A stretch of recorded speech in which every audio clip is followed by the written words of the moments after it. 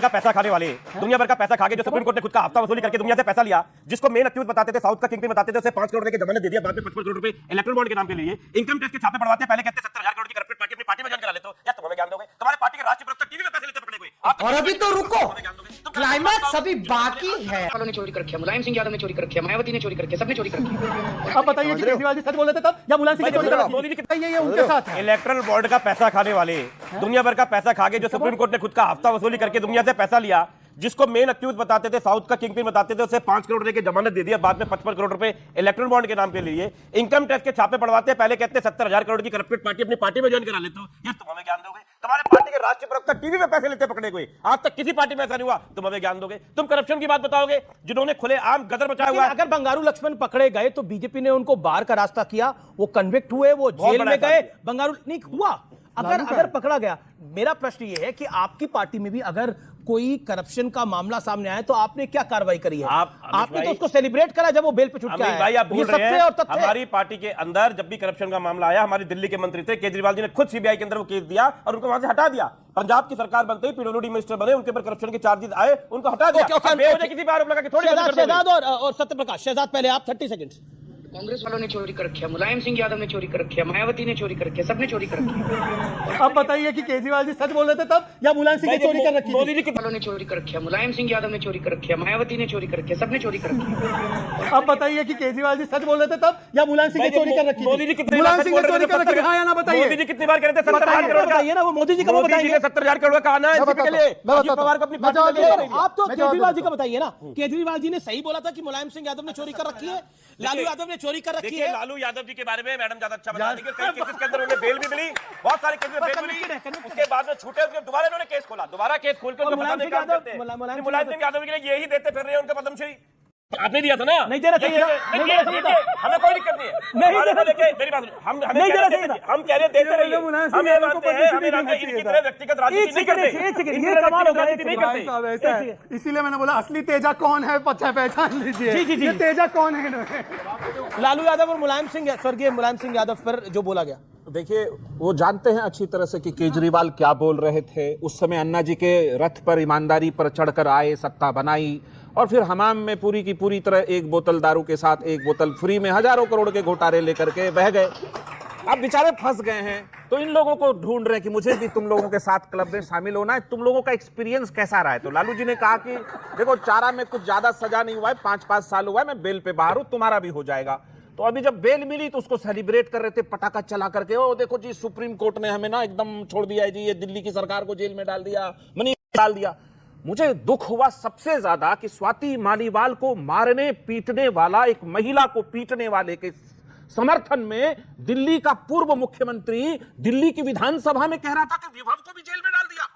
मुझे उतना दुख नहीं हुआ इनके भ्रष्टाचार से, क्योंकि मुझे मालूम है वो एक एक पाई निकाल लेगी हमारी सरकार, लेकिन एक महिला के ऊपर हमला जब होता है, वो जिस तरह से जिस दौर में वो गुजरती है, वो हम उसे वापस नहीं दे सकते। ये गलत किया केजरीवाल ने, विधानसभा को शर्मसार किया। दिल्ली की विधानसभा में एक हमलावर के बारे में आप बोलेंगे, ये ठीक नहीं है। ओके मैं बिल्कुल बता रहा हूं आपको। ओके राजेश गुप्ता, आम आदमी पार्टी के एमएलए बिहार, फिर मैं ऑडियंस आपकी बात आ रहा हूं, सवाल तैयार रखिए। अरे यार आपने बोला बिहार की विधानसभा में नीतीश कुमार जी ने क्या कहा था, मैं नहीं कहूंगा या बता नहीं सकता, उसके लिए क्या बीजेपी वालों ने कहा उसको सुन लो। क्या बोल रहे थे? और ये कहा कि डीएनए खराब है, और मैं बार बार कहता हूं कि एवरेज बहुत खराब है, 18 महीने की एवरेज है एक पार्टी में रहने की। ये जेडीयू वालों को भरोसा नहीं है, जब तक यहां से निकले दोबारा किसी पार्टी के अंदर पार्टी बदल सकते हैं, लेकिन हम अपनी फितरत नहीं बदल सकते। क्या बोला? नीतीश कुमार 20 साल पार्टी बदल सकते हैं, भ्रष्टाचार का जेडीयू वालों ने बोला पार्टी बदल सकते हैं। अरे शहजादपुर वाला देखिए जैसे ही जेडीयू ने बोला हम पार्टी बदल सकते हैं, शहजाद पूना वाला बड़ी चिंतित हो गए हैं। शहजाद पूना वाला को बहुत चिंता हो गई है कि पार्टी बदलेंगे तो क्या जाएगा, कोई भरोसा नहीं है, पलटू चाचा जरा सरकार गई। अच्छा लेकिन क्योंकि मुद्दा हरियाणा के चुनाव का है, जम्मू कश्मीर के चुनाव का है, महाराष्ट्र और झारखंड में होने वाले चुनावों का है, लेकिन महाराष्ट्र में क्या बीजेपी फंस गई है और कांग्रेस और इंडिया अलायंस भी फंस गया है? मैं इस विषय पर भी आऊंगा, लेकिन अनुराग बताइए, आप पहले बोलिए 30 सेकंड। देखिए भारतीय जनता पार्टी जिन मुद्दों को लेकर बात करती थी ना, उनसे ही उलट जाती है। भ्रष्टाचार की बात करती थी, अशोक चौहान कोई पार्टी में ले आई जिन पे आरोप लगाती थी आदर्श घोटाले का। उसके बाद जिस तरह डिप्टी सीएम को उन्होंने बनाया हुआ शिवसेना को, उस पर आरोप लगाती थी, जो शिवसेना के मुख्यमंत्री उनके विधायकों पे आरोप लगा रही थी, बाद में उनको तोड़ के अपनी पार्टी को 2 भागों में बना के सरकार बना ली। ये वो लोग हैं जो भ्रष्टाचार का आरोप लगा रहे थे, उनको मंत्री बना देते हैं। नहीं, और ये वो लोग ये वो लोग हैं जो लगातार, जैसे नीतीश जी की बात हुई, नीतीश जी ने जब विधानसभा के अंदर बोला था, यही लोग नीतीश जी पे सवाल उठा रहे थे, लेकिन जब सत्ता की जरूरत पड़ी तो नीतीश जी के पास दोबारा पहुंच गए। अच्छा, महाराष्ट्र के डिप्टी सीएम कह रहे हैं कि वोट जिहाद हुआ था। कौन कह रहे हैं? महाराष्ट्र के डिप्टी सीएम देवेंद्र फडणवीस कह रहे हैं वोट जिहाद हुआ था। भाई ये 14 लोकसभा लोकसभा सीट पर महाराष्ट्र में हुआ है, यूपी में आपकी नेत्री ने बोला था वोट जिहाद। दिन बाद मुख्यमंत्री उप मुख्यमंत्री रहने के बाद उनको अपने काम गिनाने को नहीं है, अभी भी उसी पे चले जा रहे हैं, धर्म की राजनीति पे। सोचो आप क्या मानसिकता हो गई, वो अपना काम नहीं गिना पा रहे। सोचिए आप, इतनी मजबूरी, हम मजबूर। ठीक है, आज मैं जनता से पूछता हूं, हाथ खड़ा करिए, वोट काम पे होना चाहिए या धर्म पे होना चाहिए? काम पे होना चाहिए, और हाथ खड़ा करें जो चाहते हैं कि वोट काम पे बढ़ना चाहिए।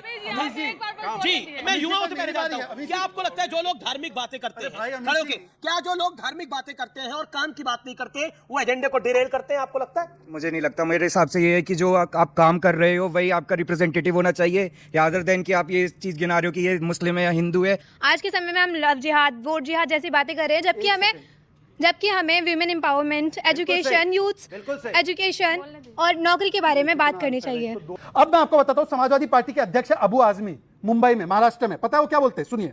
अगर याकूब मेमन की जमानत हो गई होती तो शायद ये केस और अच्छा होता। याकूब मेमन जो कन्विक्टेड टेररिस्ट था, जिसको सुप्रीम कोर्ट ने लटकाया, मुंबई का हत्यारा, वो उसके लिए बेल की मांग करते हैं, और ये इनका अलायंस है मोदी विरोध में। आप देखिए शहजाद, लेकिन याकूब मेमन को फांसी अब लग चुकी है इस पुराने मुद्दे को उठाकर। एक सेकंड शहजाद, मेरा प्रश्न है, याकूब मेमन को फांसी लग चुकी है इस पुराने मुद्दे को उठाकर, क्या आपको लगता है कि इस देश की जनता आपको दोबारा वोट डालेगी?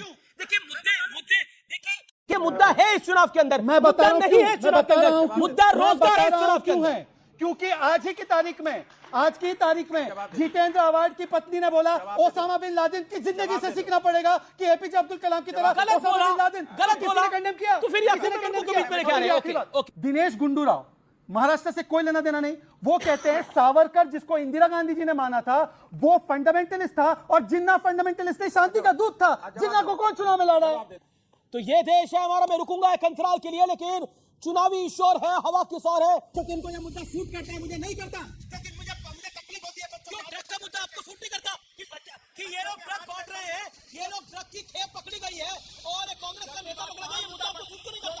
ड्रग के पकड़े गए आपको सूट नहीं करता? कमाल की बात कर रहे हैं।